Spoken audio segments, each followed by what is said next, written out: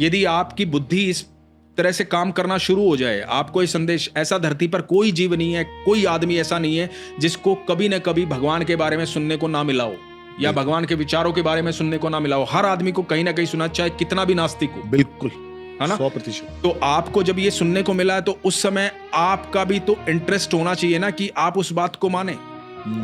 दुर्योधन क्या कहता था? दुर्योधन कहता था मैं धर्म भी जानता हूं और अधर्म भी जानता हूं, पर मेरा धर्म में कोई इंटरेस्ट नहीं है, मेरा अधर्म में इंटरेस्ट है।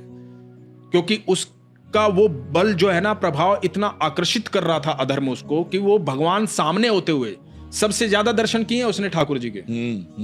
लोग कहते हैं ना भगवान के एक बार दर्शन हो जाए, सबसे ज्यादा दर्शन दुर्योधन ने किए। क्या कर लिया उसने? भगवान के दर्शन करने से कुछ नहीं होता। कर लो आप साक्षात ठाकुर जी के दर्शन, क्या हो जाएगा? जब तक ठाकुर जी के बताए मार्ग पर नहीं चलोगे कुछ नहीं होगा। सही बात। क्योंकि ठाकुर जी को किस किसने नहीं देखा? गुरु द्रोण ने देखा, पिता में भीष्म ने देखा, दुर्योधन ने देखा, सबने ही तो देखा, दुशासन ने देखा, सारी सभा, सारा हस्तिनापुर, सब जीव जंतु सब तो देख रहे थे कृष्ण को वहां खड़े हुए। बिल्कुल। लेकिन बदलाव किस में था? बदलाव अर्जुन में था। समर्पण अर्जुन के पास था। जब अर्जुन के पास समर्पण था तभी तो युद्ध जीत पाया अर्जुन, तभी तो भगवान उसका रथ हाँक रहे थे। तो भगवान आपके समर्पण से आपके पास आते हैं। भगवान के दर्शन से कुछ नहीं होता।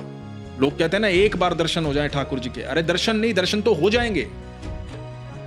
मैं कह रहा हूं भगवान को प्राप्त करो, भगवान को उतने प्रेम में लेकर आओ कि आपके जीवन का रथ हो आके।